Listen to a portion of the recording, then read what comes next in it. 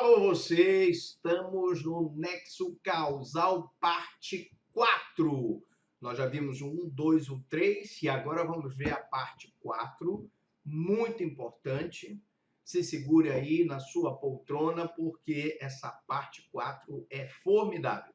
Eu sou Franklin Lobato e nós estamos na aula de tudo que você queria saber sobre o Nexo Causal e não tinha coragem de perguntar.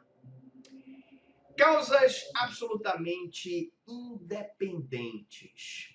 O que são causas absolutamente independentes? São independentes da conduta, são desvinculadas da conduta. Então, elas independem da conduta. Elas podem ser pré-existentes, quando existem antes que a conduta típica seja praticada. Elas podem ser concomitantes, né?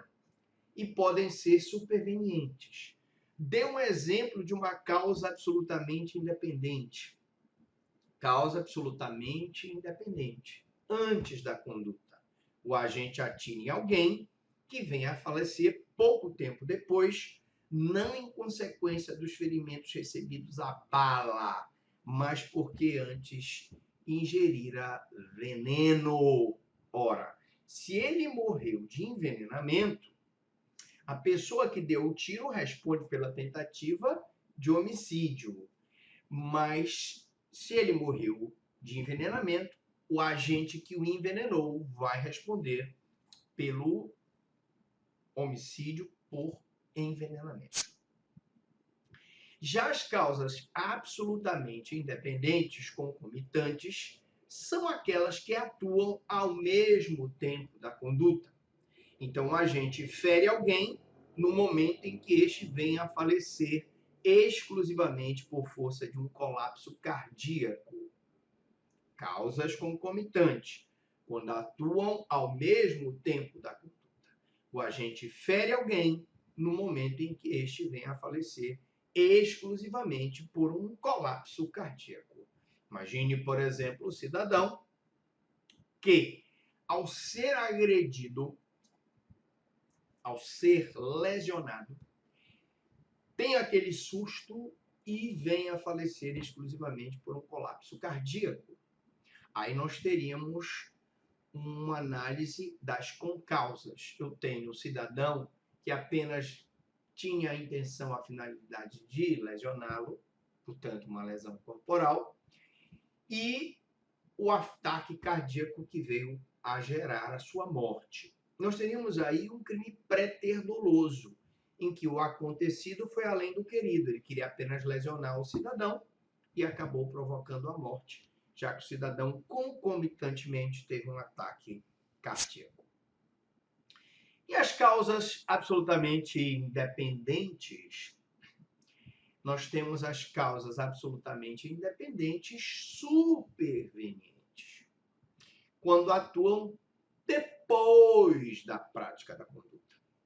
Exemplo, o agente ministra veneno na alimentação de alguém que, quando está tomando a refeição, vem a falecer em consequência de um desabamento. Já pensou? O cidadão está lá tomando a sopinha envenenada e ele ia morrer pelo envenenamento da sopa, mas cai o teto na cabeça dele, uma barra de ferro na cabeça dele, e ele falece em virtude do desabamento e não do envenenamento. Claro que isso terá que ser provado através de exame de corpo de delito.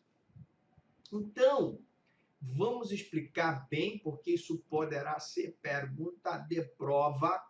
As causas absolutamente independentes, nos 3 casos acima citados, o agente, conforme o artigo 13 do Código Penal, não responde pelo resultado morte, mas somente pelos atos praticados anteriormente à sua produção, se esses atos estiverem definidos em lei como uma conduta criminosa. Bom, então, só recapitulando, para que não haja nenhuma dúvida, nesse primeiro exemplo de causa independente da conduta, em que eu coloquei aqui o agente atira em alguém que vem a falecer pouco depois, não em consequência do ferimento, mas porque antes ingerira veneno, evidentemente que o agente que atirou responde por uma tentativa de homicídio. E o agente que envenenou responde pelo homicídio consumado. Na concomitante, que atua ao mesmo tempo, o agente que feriu o cidadão, e o objetivo dele era uma lesão corporal, responde pela lesão corporal. E, evidentemente, que se ele vem a falecer exclusivamente por força de um colapso cardíaco, eu ainda poderia dizer que houve um crime preterdoloso, se comprovado que o colapso cardíaco foi causado pela agressão. Mas se ficar provado que é exclusivamente por força de um colapso cardíaco, o agente que feriu responde pela lesão e ele teve um colapso cardíaco que não foi provocado por ninguém, não vai haver consequência em relação a ninguém. Já na questão superveniente, em que o agente ministra veneno e ele morre em virtude do desabamento, a tentativa de homicídio ou feminicídio por veneno vai ser configurada. Então, eu tenho que falar um pouquinho também das causas absolutamente independentes, né? Que a gente está mostrando que estão previstas no artigo 13 do Código Penal. Nessas causas, o agente só responde pelo resultado anterior ao crime. Nas causas absolutamente independentes, há o rompimento do nexo causal, não podendo o agente responder pelo resultado que não deu causa com a sua conduta. Ele só responde pela causa que ele, com a conduta, provocou. Causas relativamente independentes. Duas situações. São relativamente independentes da conduta, então elas relativamente são independentes da conduta, e nascem com a conduta, se originam da conduta. Porque, lógico, se ela é relativamente, eu tenho que colocar como conduta.